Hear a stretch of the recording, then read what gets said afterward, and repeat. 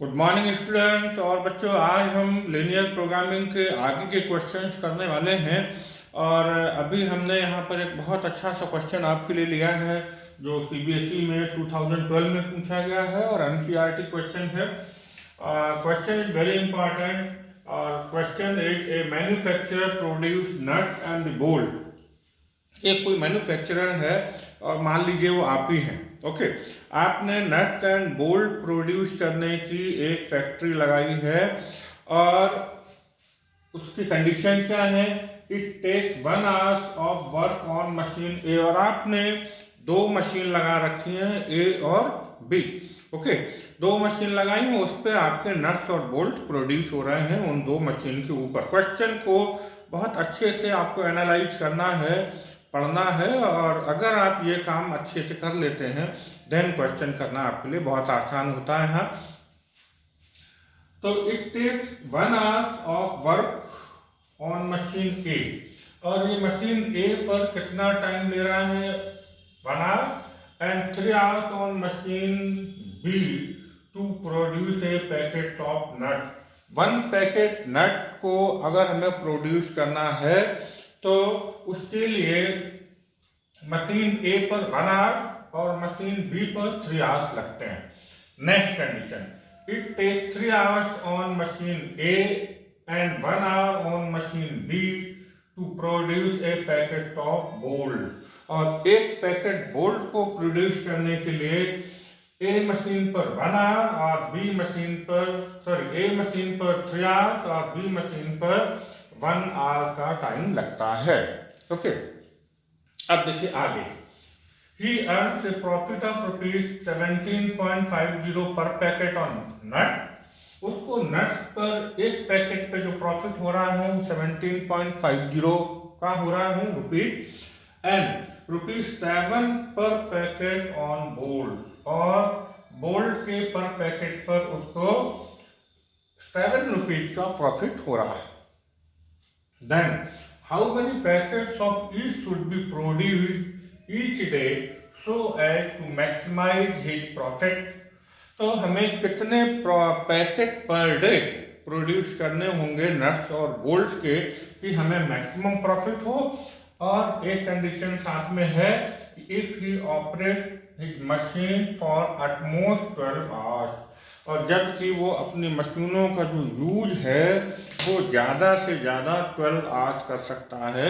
12 hours से ज़्यादा नहीं, मशीनें गर्म हो जाएंगी, ख़राब हो जाएंगी, इसलिए वो ज़्यादा से ज़्यादा 12 आवर्स तक ही अपनी मशीनों का यूज कर सकता है। उससे कम कर सकता है, उससे ज़्यादा नहीं कर सकता।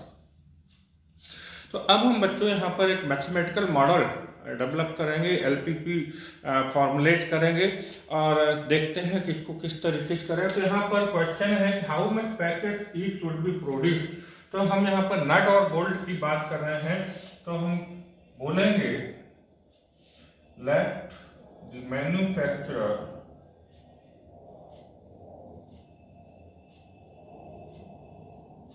प्रोड्यूस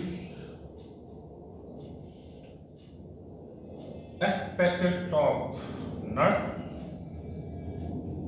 पहले क्या दिया है? नट दिया। X packet of nut and Y packet of bolt.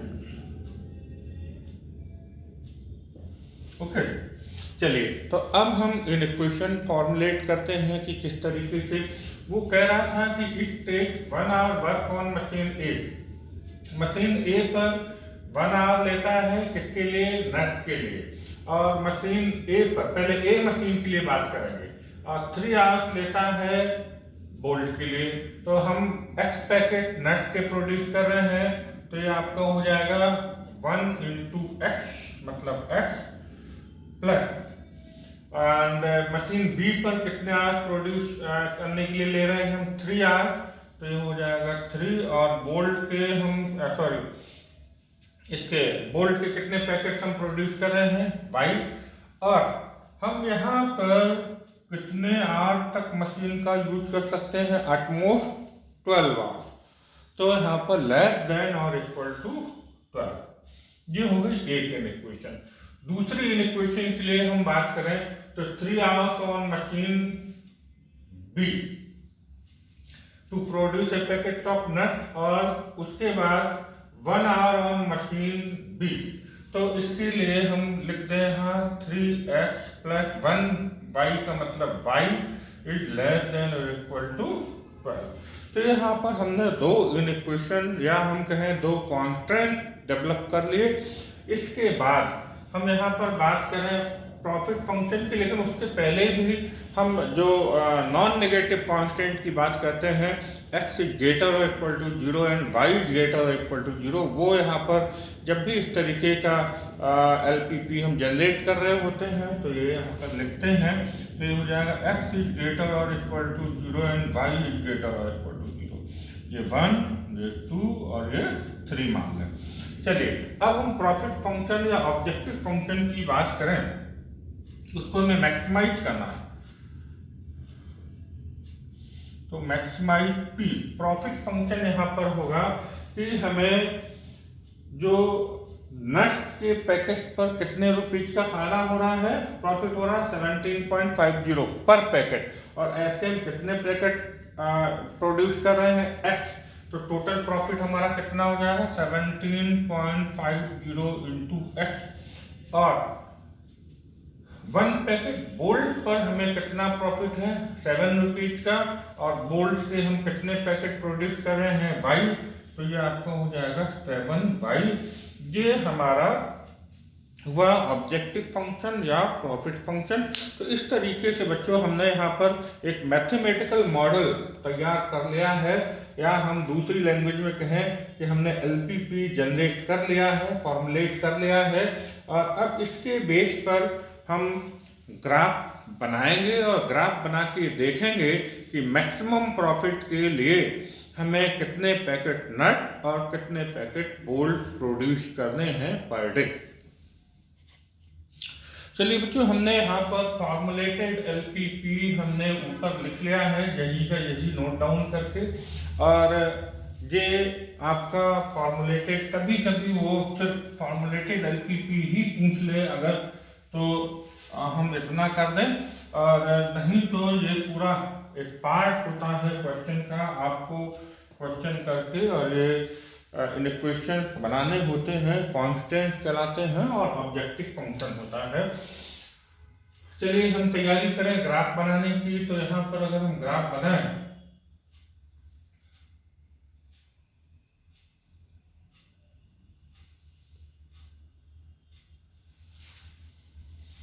तो ये आपका ऑरिजिन, ये x एक्सिस और ये आपकी y एक्सिस, और यहाँ पर हम 2 2 का इसके ले लेते हैं 2 4 6 8 10 12 14 16, 2 4 6 8 10 12 14 16।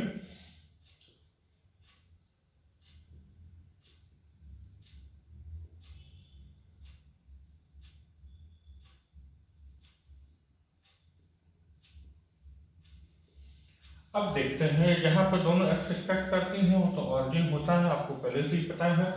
अब हम इन इक्वेशन को इक्वेशन में कन्वर्ट करके और ये लाइन यहाँ पर ड्रॉ करेंगे, और फिर देखेंगे कि उस लाइन का पॉइंट ऑफ इंटरसेक्शन कहाँ पर है। चलिए सबसे पहले हम यहाँ पर फर्स्ट इक्वेशन अगर लिख दें तो x + 3y = 12। ओके, तो x + 3y 12 है, और इसको सॉल्व करने के लिए हम एक छोटा सा टेबल बना लेते हैं जिससे कि आपको आसानी हो जाए। ये x और ये y, और एक बार अगर हम x 0 रखें तो y की वैल्यू कितनी आ जाएगी 4, और एक बार y अगर हम 0 रख दें तो x की वैल्यू आ जाएगी 12।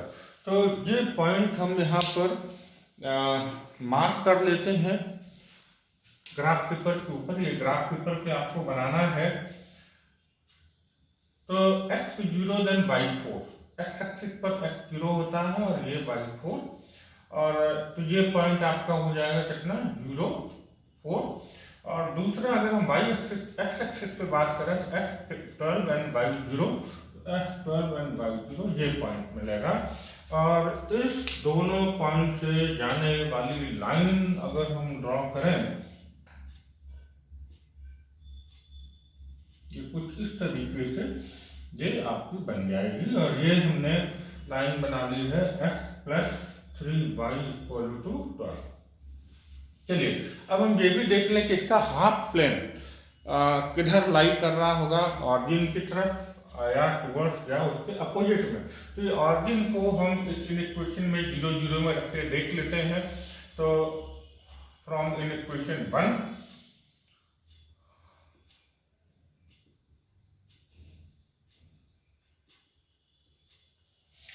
0 + 0 < 12, that is 0 < 12, that is ये ऑरिजिन इसको सेटिस्फाई कर रहा है इन इक्वेशन को।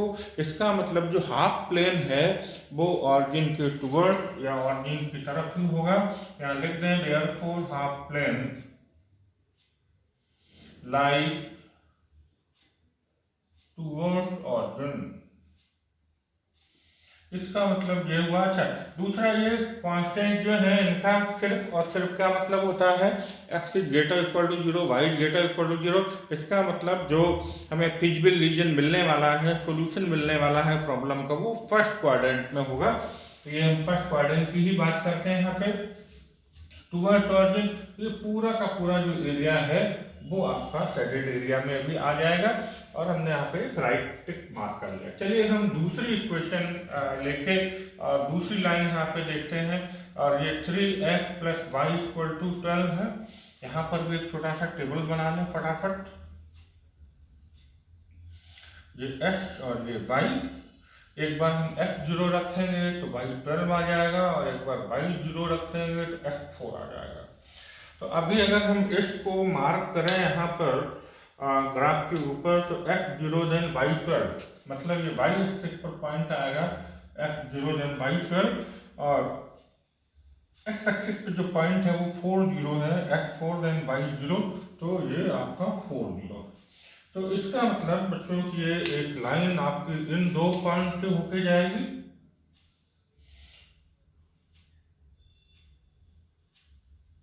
इस तरीके से,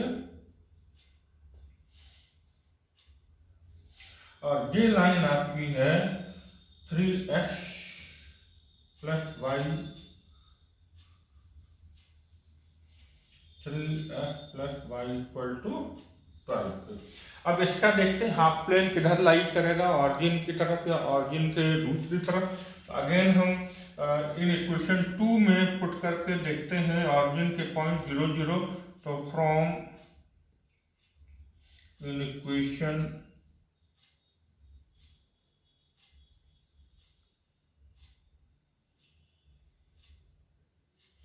2, इसमें अगर हम 0 0 रख देते हैं तो 0 + 0 is less than equal to 12, that is 0 is less than equal to 12, that is ये इस इन इक्वेशन को ऑरिजिन वाला जो पॉइंट है वो इसको सेटिस्फाई कर रहा है। इसका मतलब ये निकल रहा है कि ये जो आपका हाफ प्लेन है वो ऑरिजिन की तरफ होगा। और अभी इसका देखें तो कौन कौन से पार्ट इसके अंदर आ रहे हैं, ये पूरा आ रहा है और ये आ रहा है।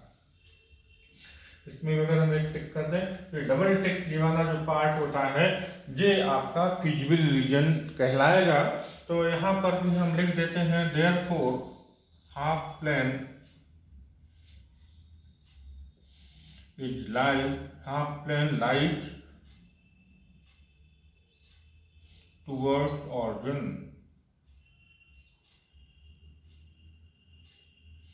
ओके, चलिए अब हमने ये यहाँ पे लिख लिया। अब यहाँ हम फिजिबल रीजन अगर लिखें तो फिजिबल रीजन यहाँ पे क्या होगा, ये आपका ऑरिजिन है, वो ये पॉइंट आपका कितना हो जाएगा 4 0 4 0। ये फिजिबल रीजन होगा O A B C। ये हम सेलेक्ट कर देते हैं यहाँ पर, यही आपका फिजिबल रीजन कहलाएगा। और कॉर्नर पॉइंट्स हम देखें तो ये ऑरिजिन 0 0, A 4 0, बी हमें ग्राफ पेपर से मिल जाएगा। तो इसीलिए हम इसको ग्राफ पेपर के ऊपर बनाते हैं कि ये बी पॉइंट जो पॉइंट ऑफ इंटरसेक्शन है वो मिल जाए। और फिर भी आप देखेंगे तो वहाँ पर एग्जैक्टली ग्राफ पेपर पे x3 आ रहा होगा और y भी 3 आ रहा होगा। यहाँ पे चूंकि हमने व्हाइट बोर्ड पे बनाया तो थोड़ा सा पॉइंट आगे पीछे दिखाई दे रहा है, लेकिन जब आप इसको ग्राफ पेपर पे देखेंगे तो ये 0.33 होगा। अगर कोई बच्चे ग्राफ पेपर पे पॉइंट देखने में मिस्टेक करते हैं या परेशानी महसूस करते हैं तो उसके लिए हमने एक सिंपल सा तरीका आपको क्या बताया है कि दोनों इक्वेशन लेके इन दोनों को सॉल्व कर लें। जो पॉइंट ऑफ इंटरसेक्शन जो निकलेगा यही पॉइंट बी होगा और आप देखेंगे कि आपका 3 निकलना होगा। ओके, तो यहाँ पर हम कहते हैं कि फिजिबल रीजन हमारा निकला, therefore फिजिबल रीजन इज क्या है, ओ A B C. O A B C. चलिए अब हम यहाँ पर एक टेबल बना लेते हैं और देखते हैं कि जो कॉर्नर पॉइंट पर क्या क्या वैल्यूज, हमेशा जो सॉल्यूशन मिलता है चाहे मैक्सिमम मिले या मिनिमम मिले तो वो हमेशा कॉर्नर पॉइंट पे ही मिलता है। तो अब कॉर्नर पॉइंट रख के हम देखेंगे कि हमें क्या सॉल्यूशन मिलने वाला है। चलिए तो यहाँ पर हम कॉर्नर पॉइंट रखेंगे।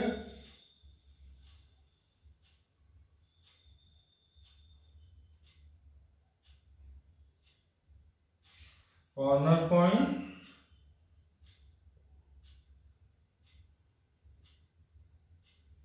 और यहाँ पर जो हमारा ऑब्जेक्टिव फंक्शन है p equal to 17.50x plus 7y।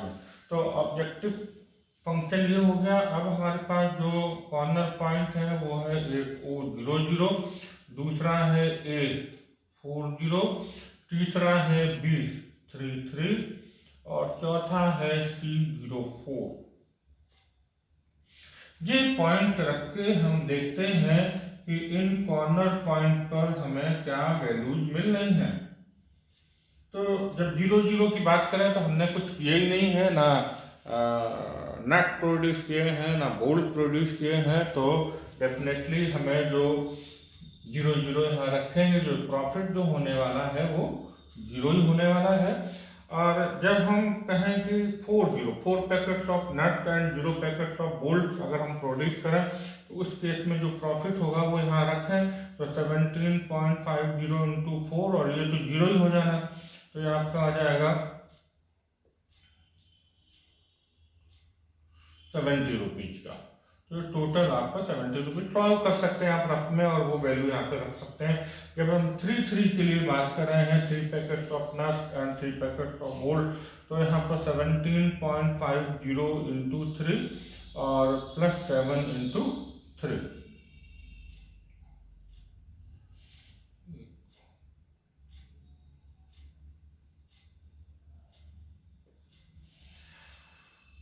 और प्लस 21, तो ये आपका हो जाएगा 73.50। तो इस केस में हमें 73.50 का प्रॉफिट हो रहा है। और अगर हम यहाँ पर 04 रख देते हैं तो x की 0 की पूरा 0 हो जाएगा और ये आपका आएगा 28 रुपीज। तो बच्चों यहाँ पर हम देख पा रहे हैं कि हमें जो सबसे ज़्यादा प्रॉफिट मिल रहा है वो कौन से पॉइंट पे मिल रहा है, बी पॉइंट पे, बी कॉर्नर पॉइंट पर, जहां पर 3 packets of nut and 3 packets of bolt produce होंगे। तब हमें यहाँ पर मैक्सिमम 73.50 रुपीज का प्रॉफिट मिलेगा। तो हम यहाँ लिख देंगे देयरफॉर क्या था आपका manufacturer, therefore manufacturer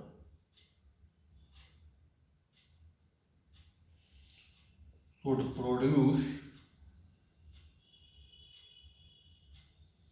3 packets of nuts and 3 packets of bolts to earn maximum profit, to earn maximum profit. और वो प्रॉफिट यहाँ पे पूछा नहीं है, सिर्फ नट्स और बोल्ट ही पूछे हैं। और अगर यहाँ पर पैकेट पूछे हैं और प्रॉफिट पूछा है तो कितने रुपीज का उसको प्रॉफिट यहाँ पे होने वाला है, 73.50 रुपीज का। तो इस तरीके से बच्चों ये क्वेश्चन हम यहाँ पे कर लेंगे और बहुत आसान होता है करना, बशर्ते कि आप इसको क्वेश्चन को सही ढंग से समझ जाएं और उसका एलपीपी बहुत अच्छे से जनरेट कर लें। तो बच्चों अगला क्वेश्चन हमने यहाँ पे लिया है और इसको हम देखो सबसे पहले अच्छे से पढ़ते हैं, समझते हैं, क्वेश्चन को एनालाइज करते हैं कि क्या गिवन है और क्या हमें निकालना है। फिर इसके लिए हम एलपीपी जनरेट करेंगे और देन ग्राफ की मदद से उसका सॉल्यूशन हम यहाँ पर मालूम करेंगे।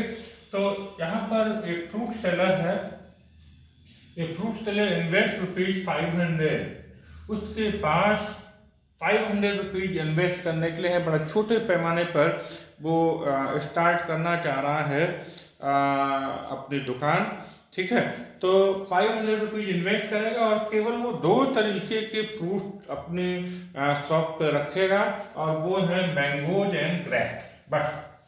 तो in his shop only 12 boxes of fruits can be placed. और मैंने जैसे शुरुआत में ही बोला कि उसके पास बड़ी छोटी सी शॉप है, उसमें सिर्फ और सिर्फ वो 20 बॉक्सेज को ही 12 बॉक्सेज को ही वहाँ पे वो रख सकता है।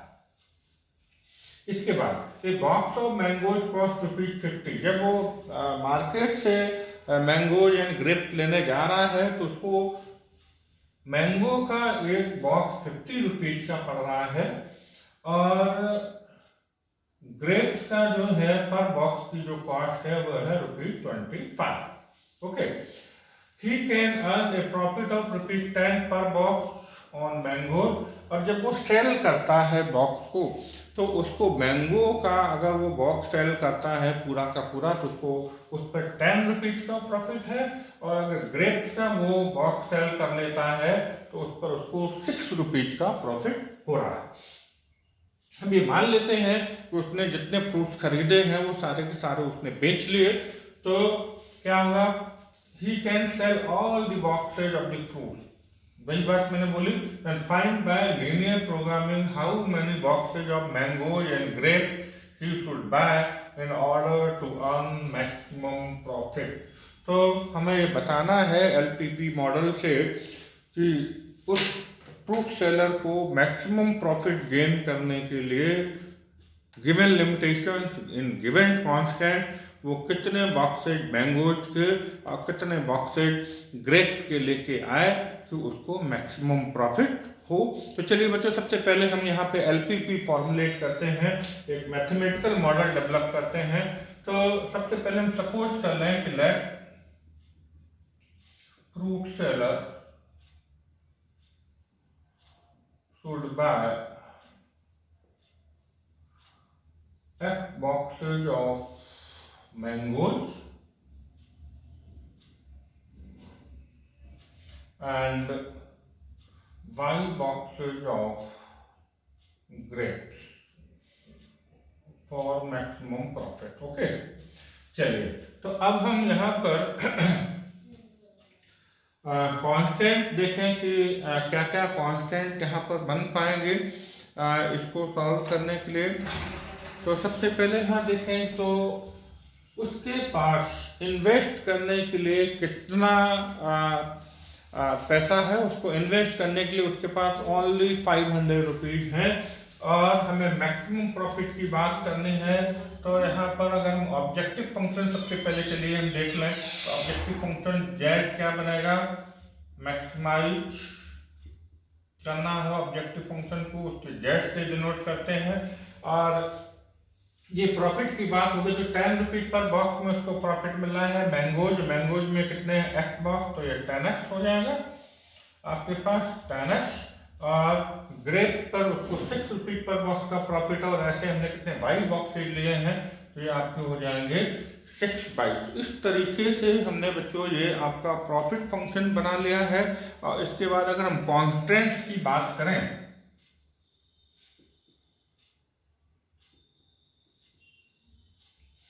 तो देखिए इनको हम किस तरीके से डेवलप करेंगे।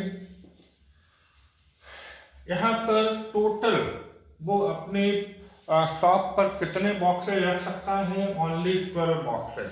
तो x plus y is less than और इक्वल टू 12 से ज़्यादा तो रख नहीं सकता, उससे कम रख सकता है, इसलिए कंडीशन बन गई लेस देन और इक्वल टू 12। ओके, इसके बाद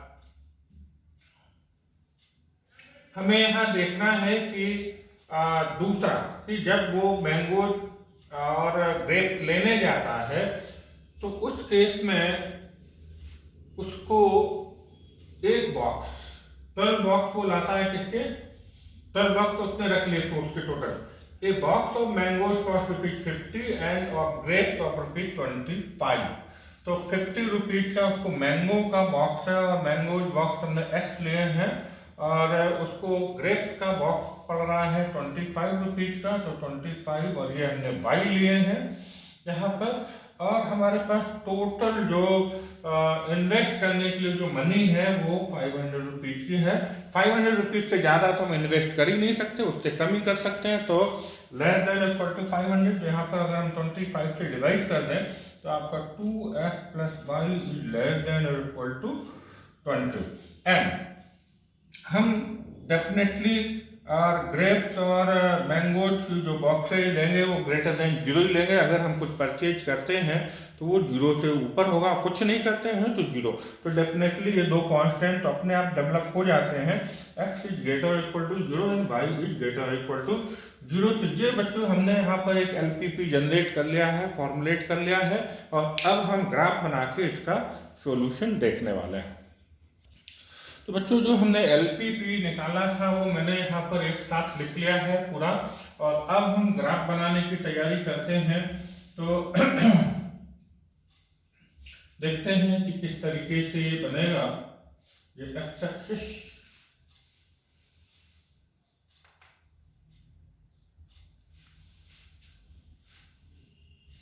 और ये आपका वाई एक्सिस। ये ऑरिजिन 2 2 का अगर हम ले लेते हैं यहाँ पर तो 2 4 6 8 10 12 14 इस तरीके से। तो 2 4 6 8 10 12 14 16 18 20 22 इस तरीके से। तो 2 4 6 8 10 12 14 और 2 4 6 8 10 12 14 16 18 20 22 इस तरीके से हमने भी बना लिया। जितना रिक्वायर्ड होगा उतना हम यहाँ पे कर लेंगे।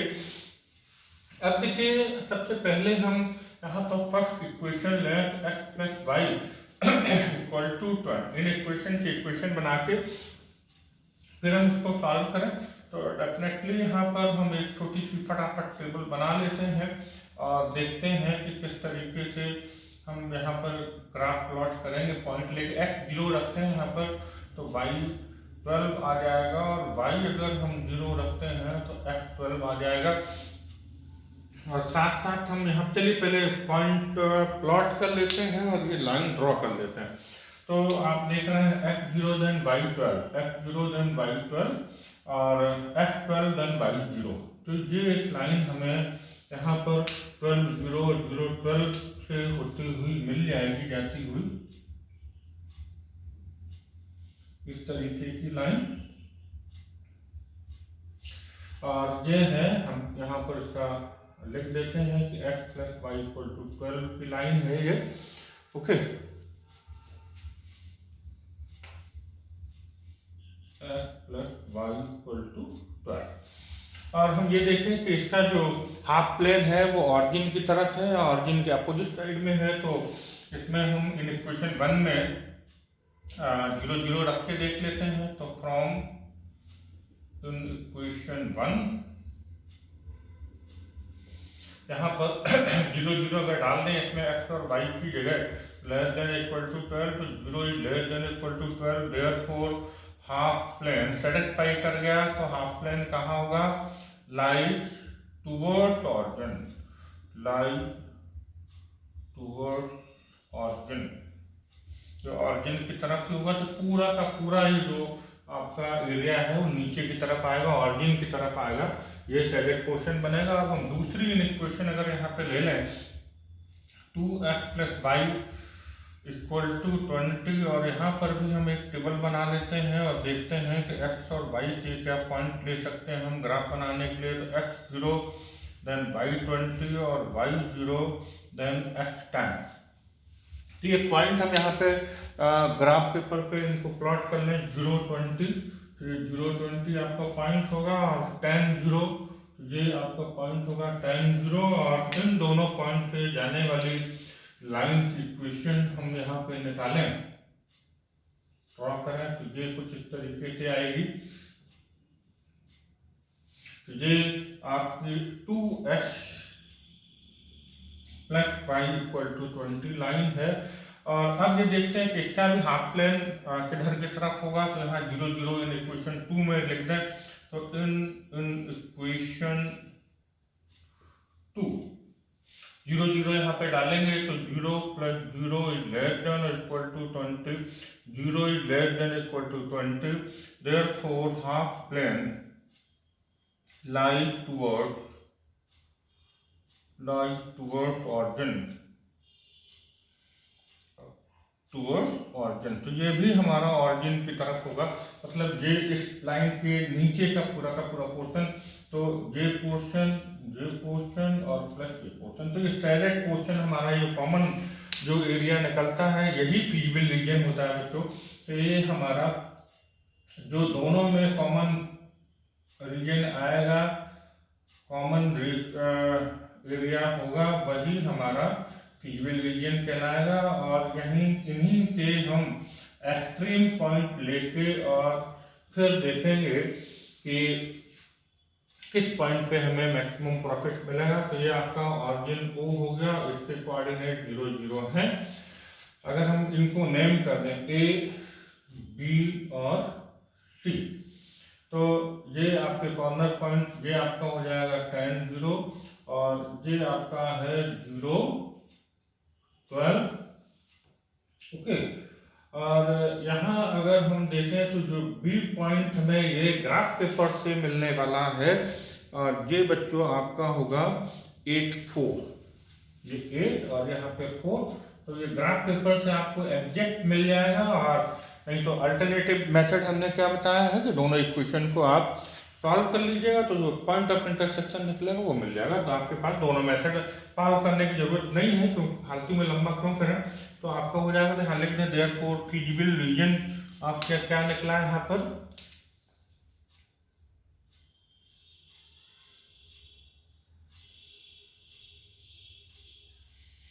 फीजिबल रीजन यहाँ पे निकला OABC।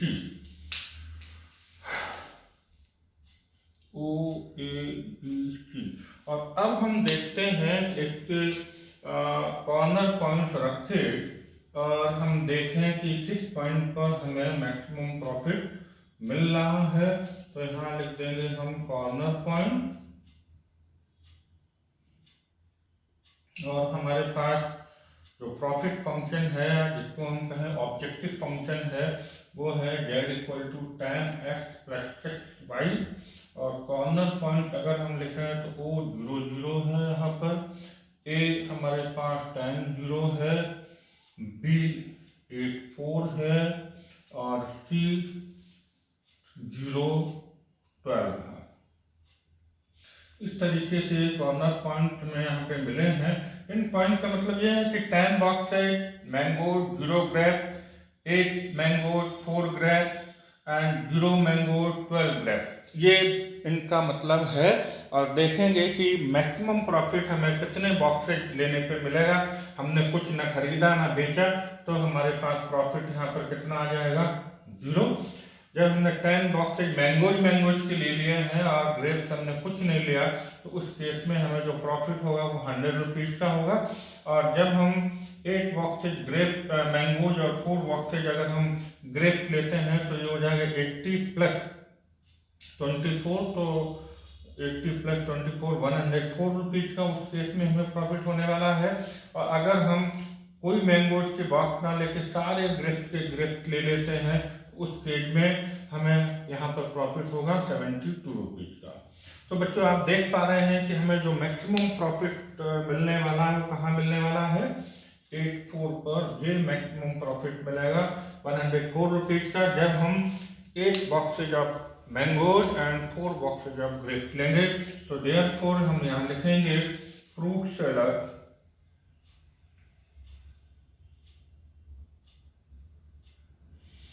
should buy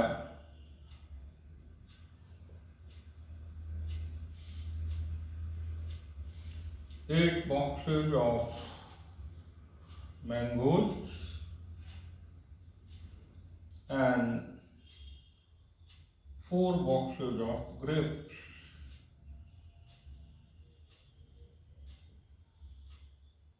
for maximum profit. और मैक्सिमम प्रॉफिट, और अगर मैक्सिमम प्रॉफिट भी पूछा जाए तो आप बता सकते हैं कि इसको ₹104 का मैक्सिमम प्रॉफिट होने वाला है।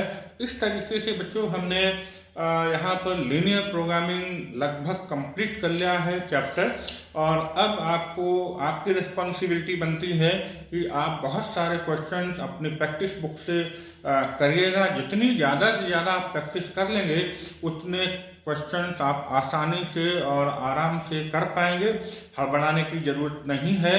ग्राफ पेपर बोर्ड एग्जाम में अवेलेबल होता है, तो वहाँ से आप ग्राफ पेपर की डिमांड करेंगे तो आपको ग्राफ पेपर वहाँ पे मिल जाएगा। और अगर by chance graph paper available नहीं, वैसे तो ऐसा होता नहीं है, लेकिन फिर भी तो आप विदाउट ग्राफ पेपर भी इसको कर सकते हैं। एक पॉइंट की दिक्कत यहाँ पर आती है कि ये ग्राफ पेपर भी मिलता है, तो अगर आप ग्राफ पेपर आपके पास नहीं है, ये पॉइंट इन दोनों इक्वेशन को सॉल्व करके हम निकाल सकते हैं, तो ये आपको मिल जाएगा इजीली। तो इस तरीके से बच्चों आप बहुत सारे क्वेश्चन की प्रैक्टिस करिएगा, जिससे आप इस टॉपिक के मास्टर हो जाएं, और आगे चल के अगर आप कोई बिजनेस करना चाहते हैं तो अपना LPP या मैथमेटिकल मॉडल खुद डेवलप करें, और फिर आप देखें कि आपके गिवन कॉन्स्टेंट्स या गिवन लिमिटेशन के अंदर आप मैक्सिमम प्रॉफिट किस तरीके से गेन कर सकते हैं। ओके बच्चों, थैंक यू।